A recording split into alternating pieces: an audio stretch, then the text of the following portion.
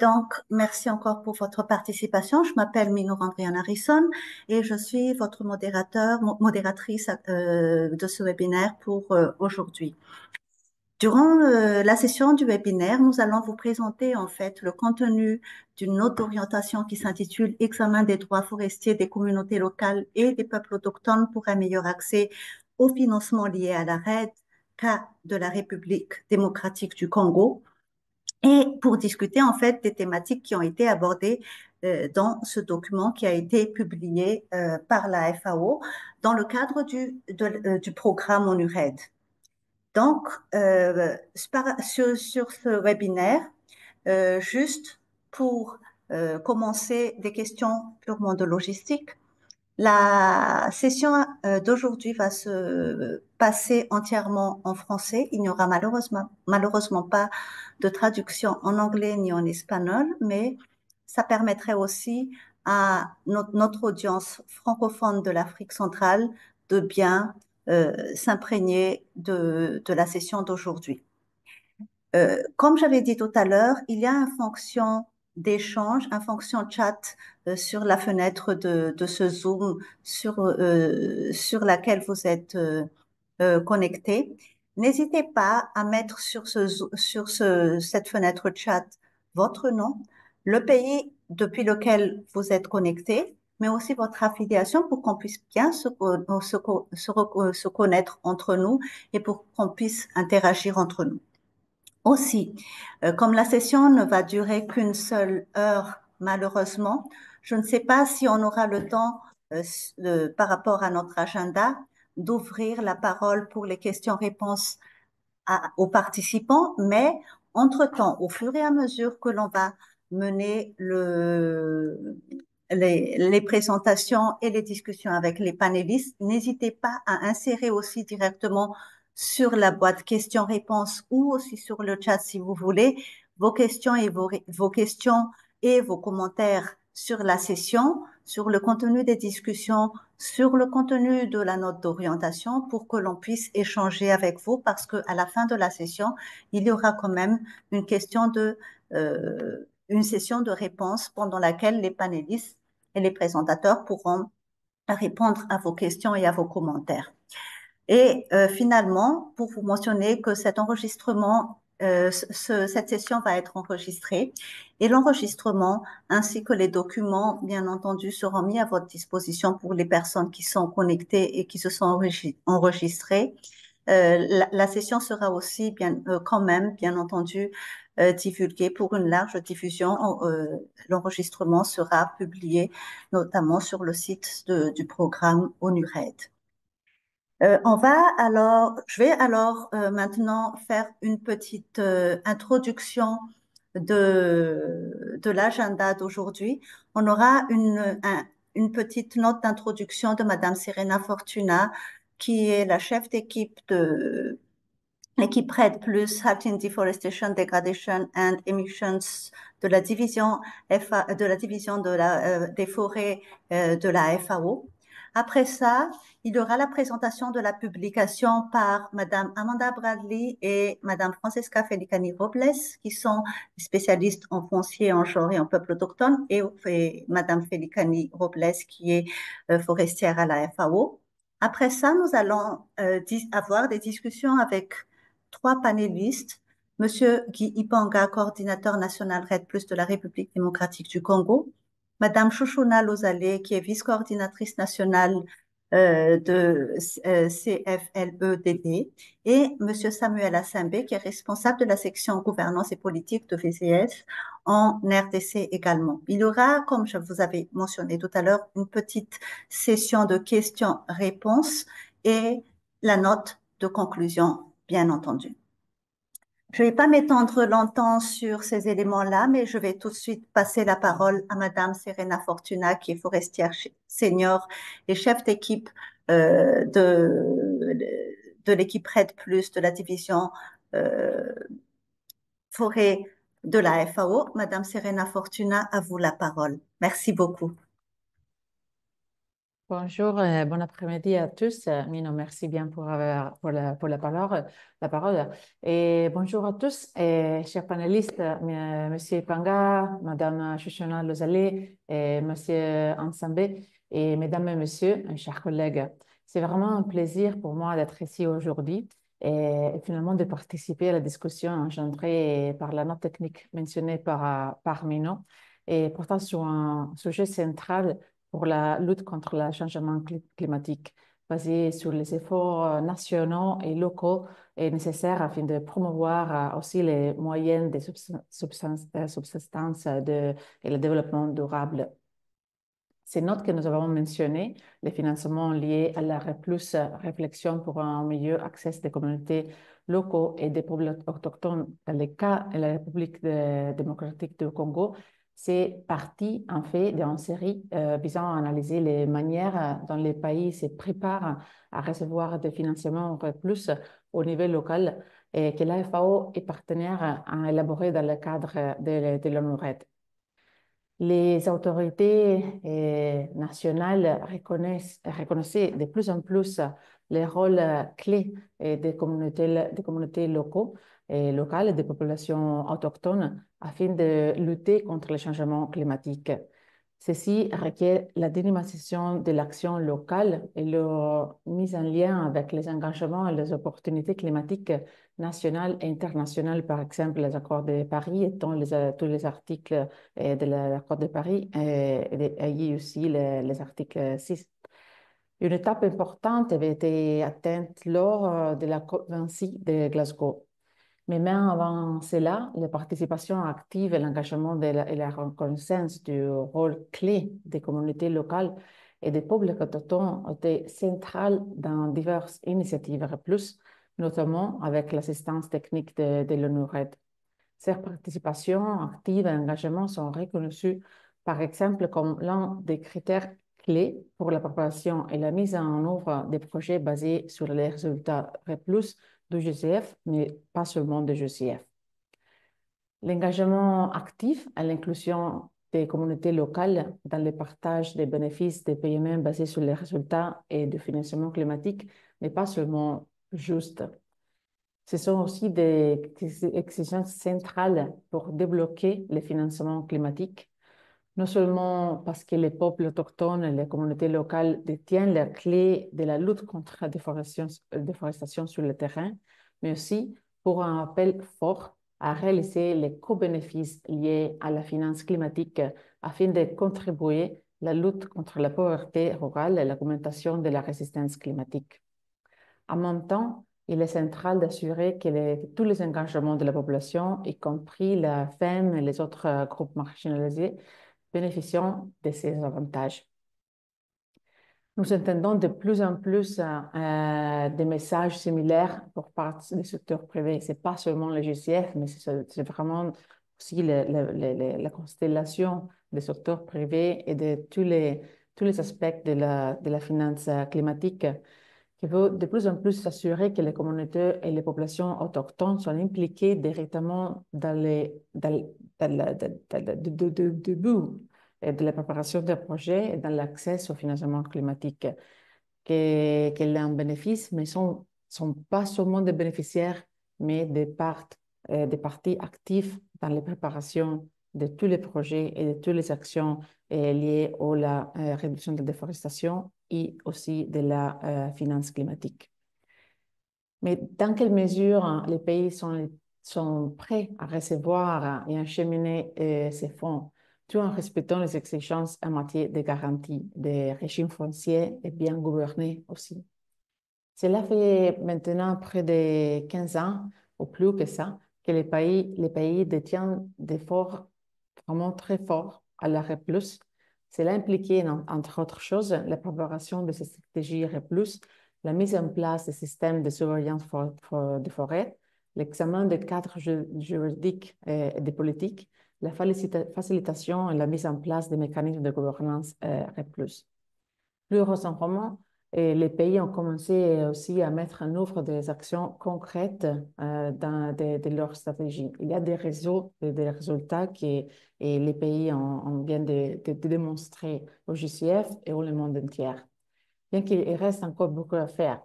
Et, avec cette analyse, nous avons voulu, les analyses que on va discuter aujourd'hui, et nous avons voulu regarder de plus près comment la RDC a progressé, non seulement au niveau juridique et politique, mais aussi sur le terrain. Pour ceci, une partie de l'expérience et des leçons apprises jusqu'à présent. Nous voulions également identifier certaines lacunes et recommandations qui pourront aider les pays à mieux se positionner pour le financement plus et utiliser ces ressources le plus efficacement possible.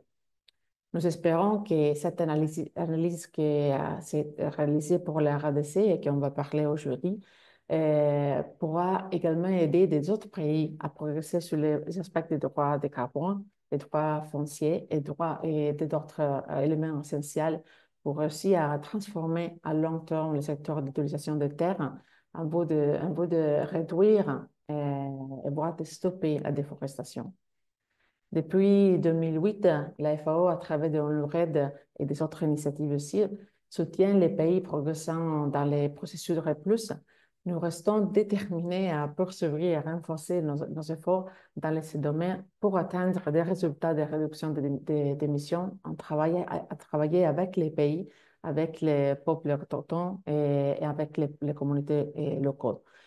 Et aussi parce que c'est très important de promouvoir les co-bénéfices comme l'amélioration des moyens de subsistance, la sécurité alimentaire, la transformation des systèmes agroalimentaires et le développement durable.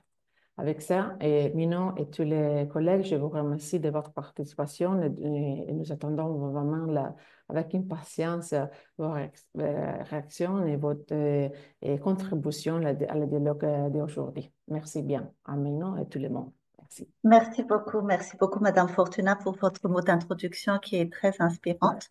Maintenant, pour ne pas perdre de temps, je laisse tout de suite la parole à Madame Amanda Bradley et à Madame Francesca Felicani Robles pour la présentation en fait du contenu de la note d'orientation qui est sur votre écran maintenant et que vous pouvez bien entendu télécharger directement de votre côté. Madame Bradley, je vous laisse la parole. Merci beaucoup, Mino. Vous allez mettre OK, on attend une minute pour la présentation, mais je commence là. Bon, alors, bonjour à toutes et à tous. Merci beaucoup pour cette opportunité. C'est vraiment un plaisir de vous parler et de partager avec vous une partie de ce que mes collègues et moi avons appris grâce à nos recherches pour cette note d'orientation. Nous étions vraiment intéressés par l'expérience de la RDC et par la façon dont le pays implique les peuples autochtones et les communautés locales dans l'action climatique. Nous avons voulu comprendre comment le pays leur donne accès au financement pour leur contribution. Nous avons voulu examiner le niveau juridique et politique, mais également parler aux personnes sur le terrain qui travaillent sur ces questions. Le prochain. Beaucoup d'entre vous sont probablement déjà très familiers, mais pour certains d'entre vous, permettez-moi de fournir un bref contexte pour cette note d'orientation. Tout d'abord, pourquoi avons-nous choisi ce sujet? Nous entendons depuis quelques années parler du rôle absolument essentiel que jouent les populations locales et les peuples autochtones dans la lutte contre le changement climatique. Leur rôle a été officiellement reconnu lors de la COP26 avec la déclaration des dirigeants de Glasgow sur les forêts et l'utilisation des terres. Au cours de cette réunion, les dirigeants ont pris un engagement fort pour envoyer les fonds pour le climat aux communautés locales. Nous voulions voir comment cela fonctionnait dans un pays forestier important, la RDC. Je voudrais passer à un bref aperçu de la situation forestière. Donc, la RDC possède une immense superficie forestière estimée à plus de 137 millions d'hectares. Cela représente environ 10% des forêts du monde. Les causes de la déforestation peuvent également être connues. Elles comprennent l'expansion de la production agricole, la demande en bois énergie, les industries extractives et sous-jacentes la pression démographique croissante. La RDC a un engagement climatique ambitieux. Sa contribution déterminée nationale, CDN, vise à réduire ses émissions de 21% et à stabiliser sa couverture forestière d'ici 2030. Le pays, le prochain, s'il vous plaît. Le pays a pris de nombreuses mesures dans cette direction à travers son programme national REDD+, que vous voyez décrit ici. Ces étapes comprennent l'adoption de l'accord de Paris, la mise en place d'une stratégie nationale REDD+, la soumission du NERF, le niveau d'émission de référence des forêts, et l'établissement de SNSF, le Système national de surveillance des forêts. Il y avait également le travail sur les sauvegardes. Plus particulièrement, en 2015, la RDC a créé le FONARED pour financer ces projets dans tout le pays, visant à lutter contre la déforestation. Prochaine, s'il te plaît. En ce qui concerne les communautés locales et les peuples autochtones, il existe 4 principaux groupes ethniques en RDC. C'est les Bantous, les Néolotiques, les Soudanais et les Pygmées. Les peuples autochtones étaient à l'origine des chasseurs et des cueilleurs semi-nomades ayant un lien profond avec la forêt. Les peuples autochtones représentent entre 750 000 et 2 millions de personnes dans le pays, selon la source des données, donc 1 ou 2% de la population du pays. En 2022, la RDC a adopté une loi très progressiste reconnaissant les droits des peuples autochtones. C'est la loi numéro 22-030 portant sur la protection et la promotion des droits des peuples autochtones pygmées en République démocratique du Congo. La loi reconnaît le droit des peuples autochtones pygmées de jouir des ressources naturelles sur les terres qu'ils occupent ou utilisent traditionnellement. Cette loi reconnaît officiellement les modes de gestion traditionnels de l'environnement pratiqués par les peuples autochtones. En plus, l'article 44 garantit les droits aux bénéfices résultant de l'utilisation et de l'exploitation commerciale des terres et des ressources. Ceci étant dit, comme contexte, je voudrais maintenant céder la parole à ma collègue et expert juridique, Francesca Felicani. Merci beaucoup. Merci beaucoup, Amanda, chers collègues.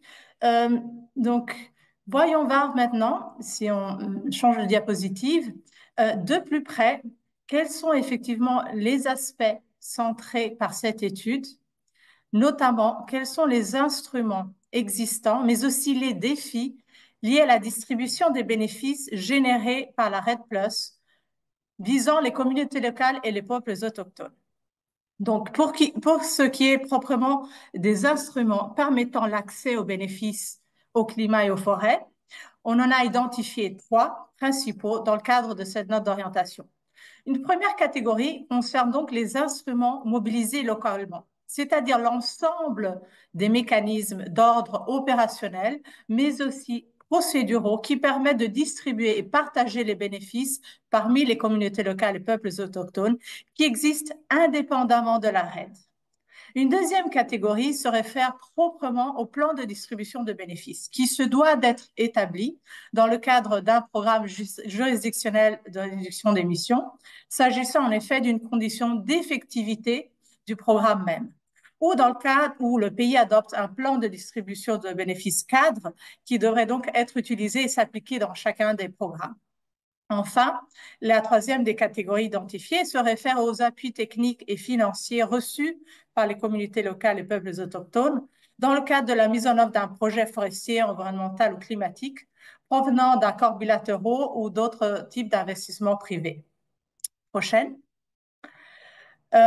Pour ce qui est proprement de la première des catégories que je viens de vous mentionner, effectivement, il faut rappeler que la République démocratique du Congo a mis en place un cadre juridique reconnaissant les concessions forestières des communautés locales comme étant un instrument permettant à ces groupes de promouvoir la foresterie communautaire.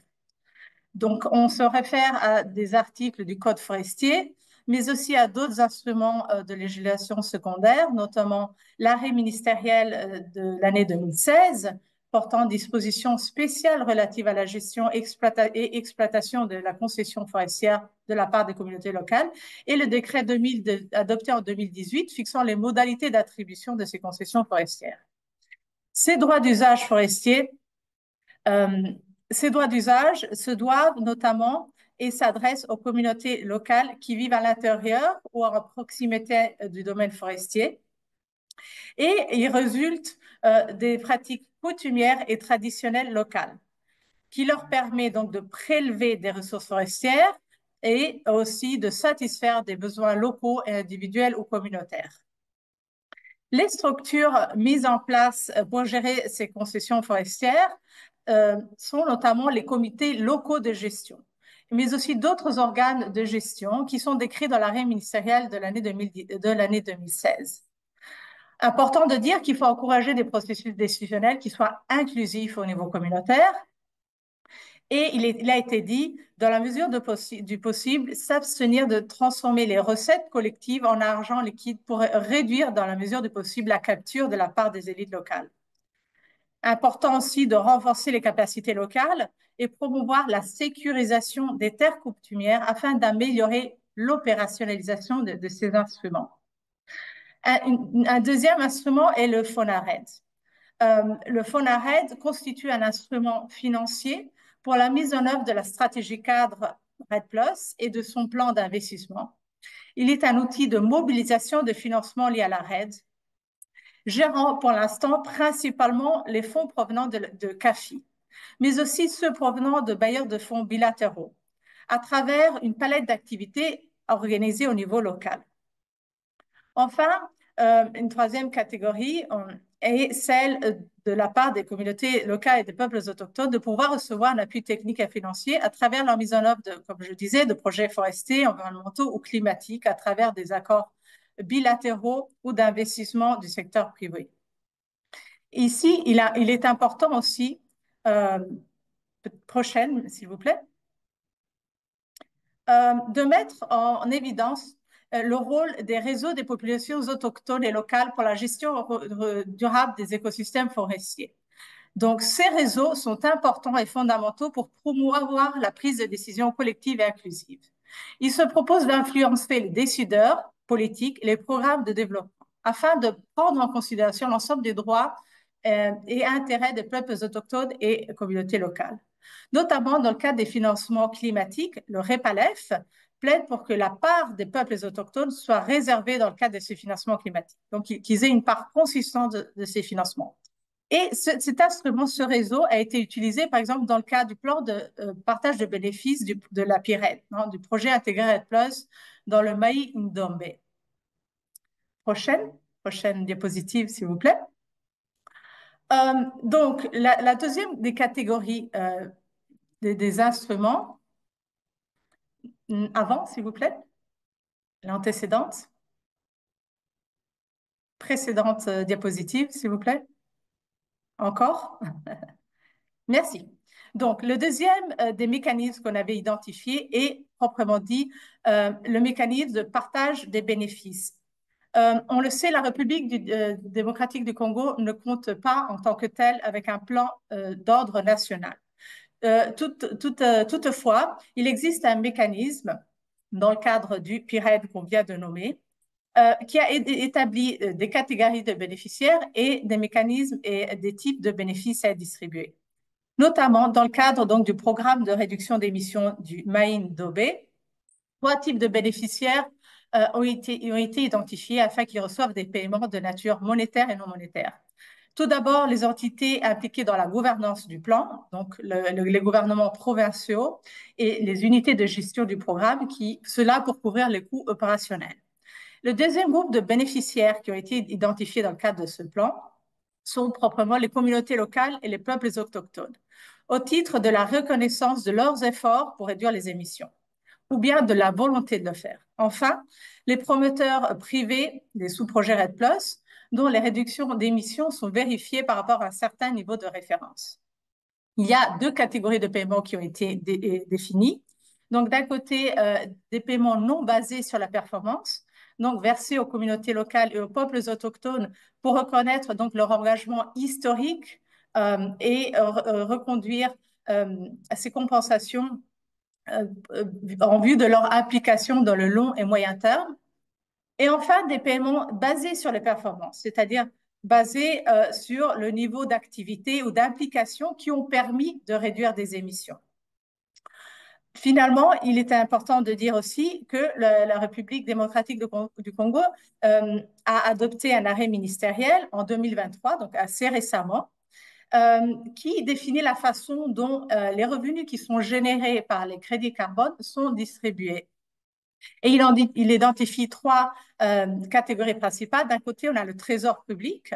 De l'autre, on a les provinces ou les entités territoriales décentralisées, génératrices des crédits carbone. Et enfin, un fonds d'intervention pour l'environnement. Et donc, ces bénéfices sont identifiés à la hauteur respectivement de 50, 25 et 25%. Enfin, ici, on a identifié aussi un autre aspect qui est important à être relevé, c'est-à-dire la nécessité de distinguer la question du partage de bénéfices par rapport aux droits liés aux émissions réduites. À ce propos, le pays compte aussi avec une législation. Il s'agit d'un arrêt ministériel adopté en 2018 qui fixe donc la procédure d'homologation des investissements REDD+. Dans le cadre de cet arrêt ministériel, il est dit que les stocks de carbone contenus dans la forêt sont de propriété étatique. Ceci se doit parce que, donc, sur la base de la Constitution, mais aussi du Code forestier, les forêts sont de propriété originelle étatique. Ceci permet, disons, de définir que l'État est de façon originelle propriétaire de ces émissions réduites, mais il reconnaît la propriété exclusive de ces unités des émissions réduites aux porteurs d'investissement REDD+, dès que la procédure d'homologation est complétée. Ceci implique aussi, de la part du porteur d'investissement de REDD+, de négocier un accord et un plan de partage de bénéfices avec les parties prenantes, selon des principes et selon le modèle repris dans le manuel en annexe à cet arrêté ministériel. Il est à noter l'importance du fait que l'investisseur REDD+ est tenu à tout moment à respecter l'ensemble des sauvegardes sociales et environnementales, conformément aux dispositions réglementaires en vigueur, et à respecter l'ensemble des droits des communautés locales et des peuples autochtones. Finalement, voyons maintenant donc des considérations d'ordre général que l'on a repris et qu'on voulait partager ici pour conclure donc, cette présentation vis-à-vis de la note d'orientation. Donc ici, on a catégorisé 5 aspects clés qui sont repris dans la note d'orientation, sur la base desquels on a formulé des recommandations.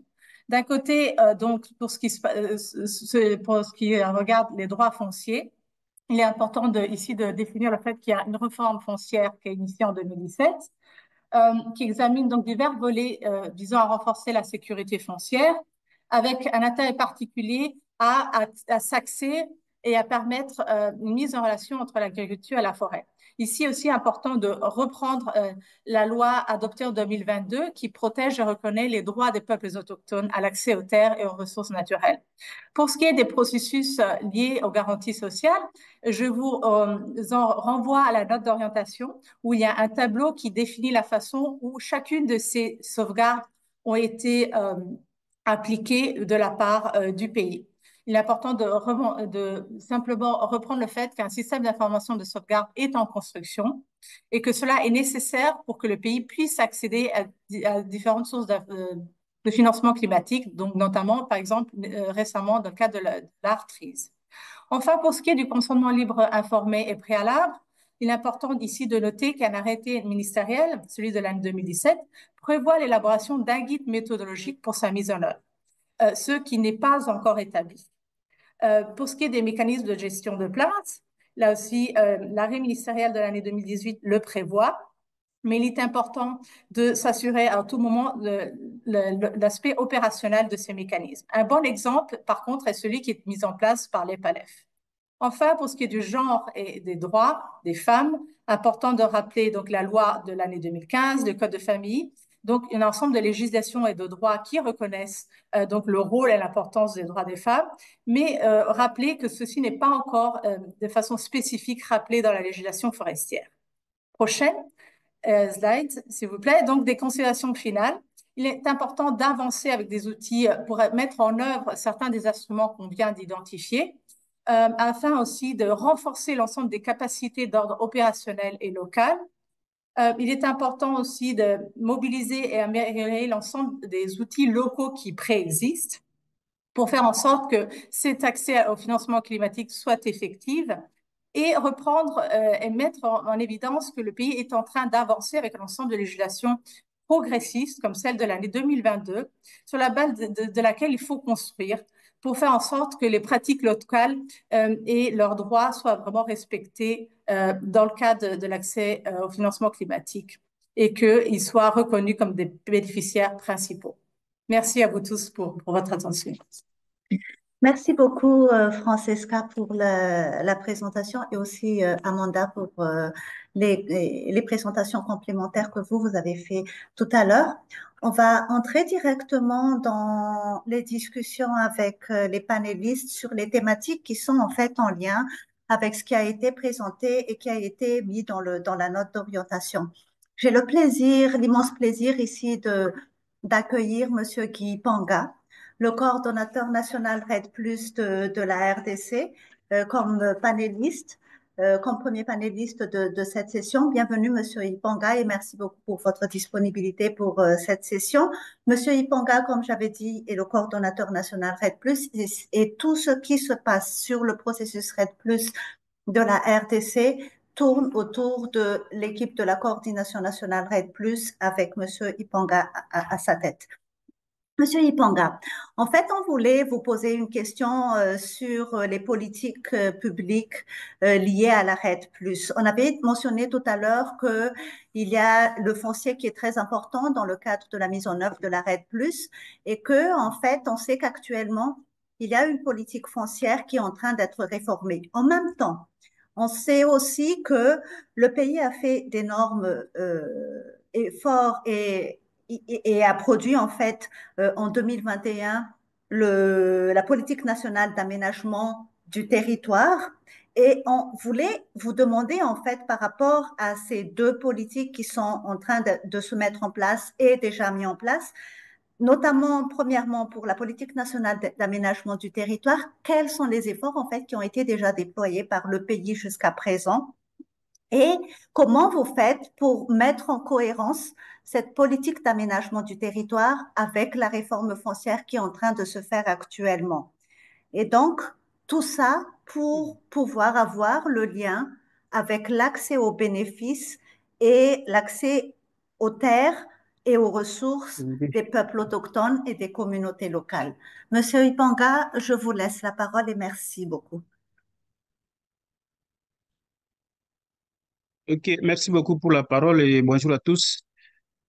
Vous allez certainement m'excuser pour le retard.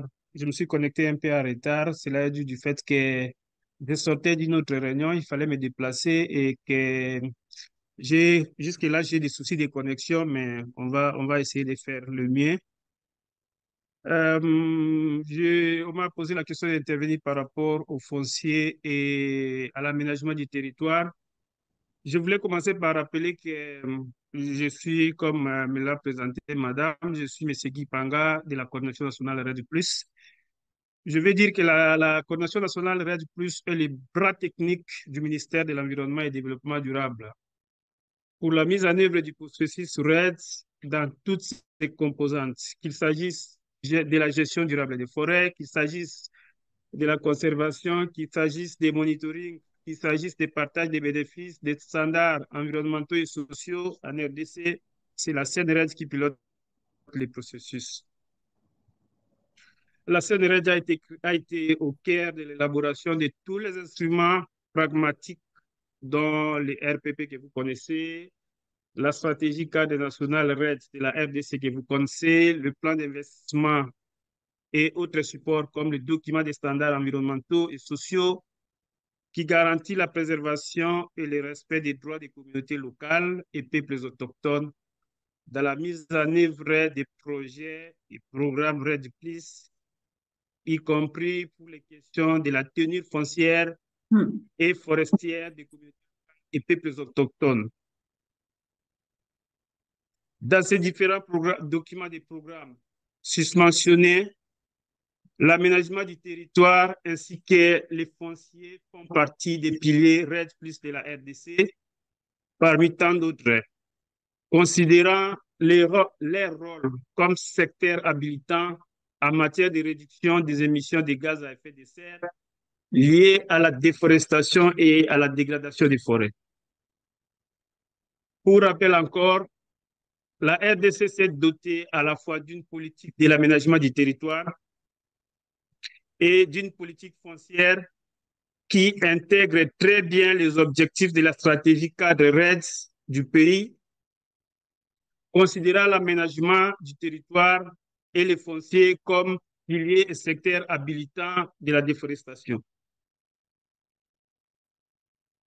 En attendant la promulgation effective des lois spécifiques, il faut le souligner, des lois spécifiques ont été déposées au Parlement lors de la législature précédente, qui n'ont pas été promulguées, mais qui doivent l'être. Ils sont déjà relancés pour leur adoption et promulgation. Et dans ce cadre-là, les efforts sont poursuivis en fait de redynamiser les documents des standards environnementaux et sociaux testés et adoptés par les parties prenantes afin de rencontrer tous les principes et dispositions de respect des droits des communautés locales et peuples autochtones en matière de la tenue foncière mise en exergue dans les deux documents de politique, y compris dans les récentes sur les peuples autochtones. Là, je fais allusion à la loi qui a été prise l'année 2022 sur le droit des communautés autochtones. En outre, la CNRED va faciliter l'utilisation des outils de la réforme et de l'aménagement du territoire et du foncier en lien avec les standards environnementaux et sociaux de la RED+. Tout ça dans une approche de coordination intersectorielle dans la mise en œuvre des projets et programmes RED+, et également du marché carbone dans sa diversité et conformément aux textes en vigueur. En conclusion, la CNRED, qui est cet organe technique du ministère de l'Environnement et du Développement durable, soutient et va continuer à soutenir des réformes et de l'aménagement du territoire et foncier en cours dans une approche basée sur les droits des communautés locales et peuples autochtones, en s'appuyant sur les standards environnementaux et sociaux. Voilà en quelques minutes ce que nous avons prévu comme réponse à la question qui nous a été posée. Merci beaucoup, Monsieur Ipanga. Merci beaucoup pour ces informations sur comment se passe le processus, comment ça évolue au niveau national et comment est-ce que et quelles sont les perspectives en fait dans le futur dans cette question de politique publique autour de la RED+. Je vais passer maintenant la parole pour la question suivante à Madame Chouchouna Lozalé. Madame, est-ce que vous pourrez mettre votre caméra, s'il vous plaît, pour votre intervention? Mais Madame Chouchouna Lozalé, le temps qu'elle mette sa caméra, bonjour et vraiment contente de vous avoir en ligne. Bienvenue à cette session. Juste une petite introduction de Madame Lozalé, en fait. Madame Lozalé, c'est la cofondatrice de la Coalition des femmes leaders pour l'environnement et le développement durable, le CFLEDD. Ce que j'avais mentionné précédemment, c'est une personne, une dame qui est vraiment très active pour le droit des femmes, les droits des communautés locales, les droits des peuples autochtones en RDC. Elle est experte en ressources naturelles et développement durable, sur la gouvernance forestière, en inclusion, en protection du droit à la terre des femmes, en médiation judiciaire, entre plusieurs autres expertises. Contente de vous recevoir, Madame Lozalé, et c'est vraiment un honneur pour nous. On voulait vous poser des questions par rapport à votre expertise et par rapport aussi aux éléments qui ont été mentionnés dans la note, en fait, concernant le droit des peuples autochtones. En fait, afin d'opérationnaliser la loi qui renforce le droit des peuples autochtones, la loi de 2022 pour renforcer le droit des peuples autochtones, est-ce que vous pourrez nous donner en fait des idées sur comment est-ce qu'on peut vraiment opérationnaliser cette loi? Parce que il faut qu'elle soit vraiment opérationnel pour pouvoir impacter, on pense, aux accès aux bénéfices à la RED+ de ces peuples autochtones. Et pour aussi accroître la participation effective de ces populations autochtones et de ces groupes des communautés locales dans le cadre du financement climatique, quelles sont, selon vous, les solutions qu'il faudrait avancer sans oublier, bien entendu, la place de la femme? On est aussi très à l'écoute de ces questions-là, Madame Lozalé, et on vous donne la parole sur ça. Merci beaucoup. À vous. Merci, merci Madame pour la parole. Oui, je m'appelle Madame Ilosalé. Je suis de la Coalition des femmes et leaders pour l'environnement et le développement durable, CFLED en sigle. Je suis la vice-coordonnatée chargée des programmes. Oui, il y a maintenant la loi des peuples autochtones qui est validée en 2022. C'est une loi que nous avons saluée avec toutes nos forces parce que c'est une loi qu'on a milité depuis longtemps pour qu'il y ait cette bonne reconnaissance des droits des territoires, des territoriaux, des communautés locales pour leur permettre de renforcer encore leur reconnaissance, leur droit à votre propriété dans ce qui concerne les terroirs fonciers et forestiers. Et pour l'opérationnalisation de cette loi-là, je pense que la première des choses, ce qu'il nous reste de faire, c'est la mise en place des mesures d'application. Nous avons maintenant une loi qui est là avec des articles qui parlent sur la question de la santé, qui parlent sur la question de l'agriculture, qui parlent sur la question de l'économique et tout consort. Mais il serait mieux qu'on puisse avoir des mesures d'application de cette loi-là, pouvant nous permettre maintenant de faire le suivi de la mise en application de cette loi dans son efficacité, son effectivité dans les actions concrètes, alors dans le sens de développer cette communauté des peuples autochtones et plus spécifiquement les femmes autochtones et PAP, comme nous l'appelons Pygmées. Et comme la question qu'on m'avait posée, tout d'abord, en reconnaissant les droits territoriaux de ces communautés locales à travers cette loi qui est promulguée et reconnue officiellement, ça va assurer la protection de ces terroirs ancestraux des PA. Parce que quand ça assure la protection, ça va encore impacter dans la reconnaissance de leurs droits fonciers et essentiel dans la gestion durable de ces forêts, comme l'objectif fondamental de la RED+. Parce que si aujourd'hui, leurs droits sont reconnus officiellement, et comme c'est reconnu officiellement par la loi PAP et à travers la nouvelle politique foncière, on a encore renforcé la reconnaissance, ça va renforcer, ça va encore à renforcer cette reconnaissance et ça va encore renforcer la gestion durable des forêts parce que ces communautés vont maintenant développer en eux ce comportement de gérer durablement leurs espaces qui leur sont reconnus pour mener des actions concrètes alors dans le sens d'éviter contre le changement climatique. Et ça va encore leur aider aussi à apprendre et à s'impliquer dans les différents organes décisionnels ce qui concerne la gestion de nos ressources naturelles et surtout dans la question RED+. Et ça va encore impacter dans les questions d'accès au financement RED+. Pourquoi? Parce que aujourd'hui, si je prends les cas, je suis une femme PA et aujourd'hui, mes droits sont reconnus et nous avons une loi qui est mise en place et validée et promulguée par les présidents de la République. Et cette loi qui me protège, mes droits sont reconnus et les droits fonciers et forestiers sont reconnus. Je dois mener les actions alors dans le sens de lutter contre le changement climatique et je veux aussi développer aussi des actions alors dans le sens d'accéder au fonds climat ou au fonds RED+.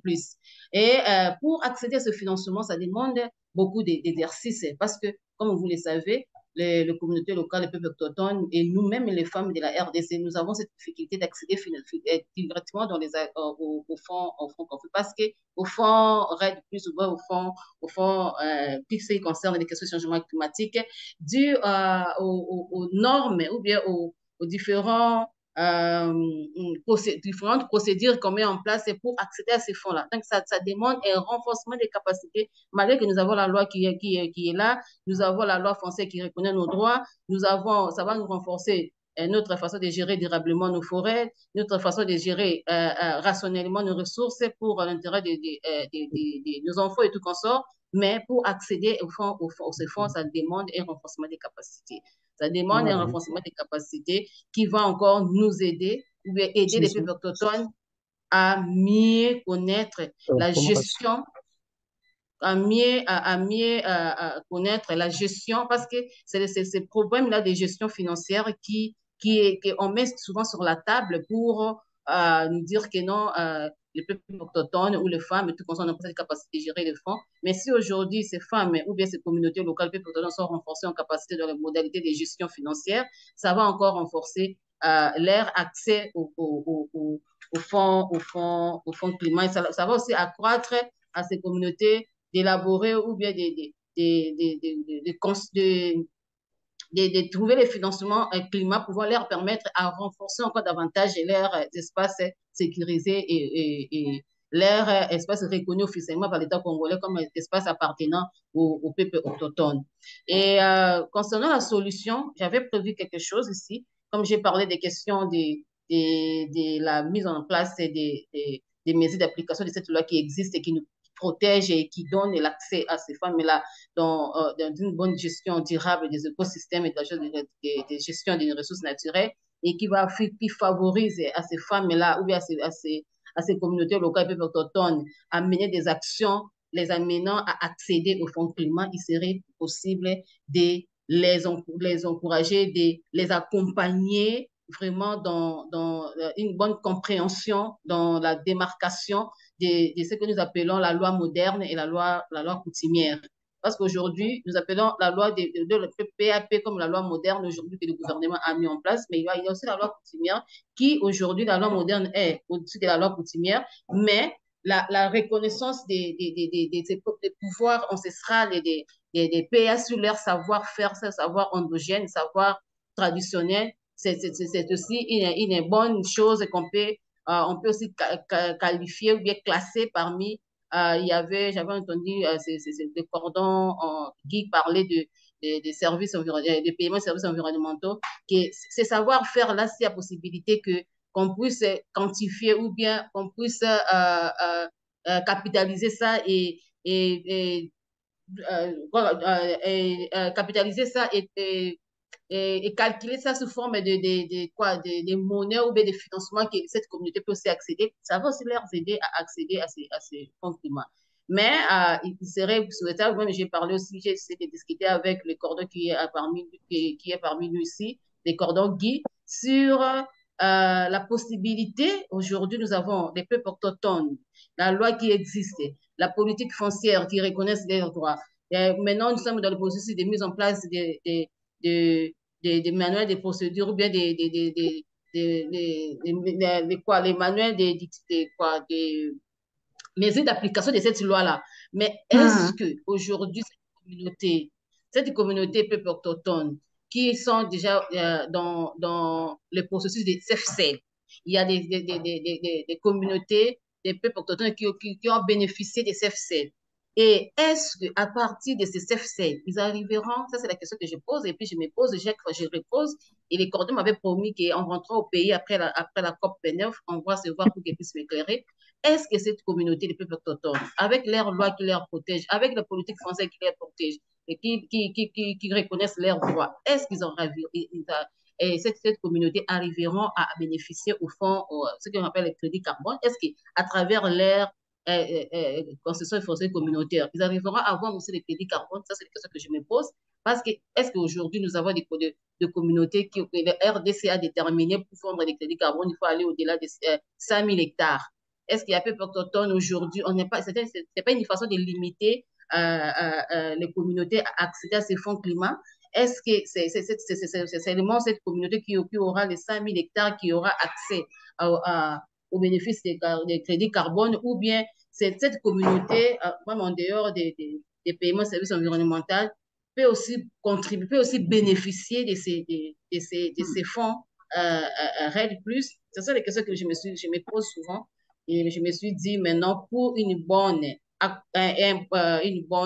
réussite de cette loi, ça nécessite la mise en place des mesures d'application de cette loi de PAP et, et un renforcement, comme solution, un renforcement des capacités des PAP à la gestion financière de toutes ces procédures, concernant les procédures de gestion de finances et climat, et qu'il y ait aussi du côté du gouvernement de voir comment reconnaître l'effort ou bien le savoir-faire traditionnel ou local de ces communautés-là pour quantifier sous forme de monnaie, pouvant leur permettre aussi d'accéder à ce fonds climat. Voilà un peu en résumé ce que Merci. j'avais comme contribution. Merci. Merci beaucoup, Madame Lossalé, pour votre contribution et avec les questions que vous avez posées. En fait, on se rend compte effectivement que il y a encore des choses à faire, il y a encore des réflexions à mener au niveau du pays euh, pour euh, pour avancer en fait cette question d'accès au financement climatique pour tous les groupes qui sont en RDC. On avait un troisième intervenant qui devait intervenir, mais malheureusement, il a des problèmes d'Internet. Et qu'il ne peut pas se connecter, donc on va s'arrêter là. En conclusion, en fait, vu que le temps imparti aussi est passé, il est 3 minutes passées de 16 heures.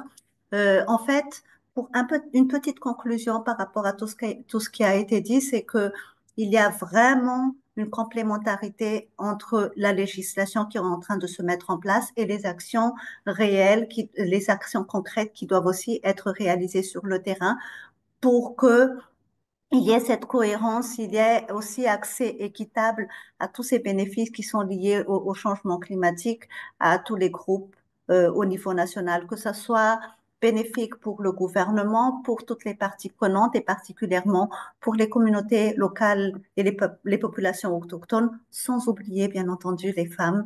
Et ça, on y tient aussi réellement. Je vais arrêter là alors parce que le temps est déjà passé pour ce séminaire, cette session de webinaire. Euh, pour rappel, nous allons vous envoyer en fait le lien pour pouvoir accéder aux documents et aussi à l'enregistrement de cette session de webinaire à tous les participants qui se sont enregistrés et qui ont participé à la session, bien entendu. Nous voulons vraiment remercier Monsieur Ipanga et Madame Lossalé pour leur participation en tant que panélistes pour cette discussion.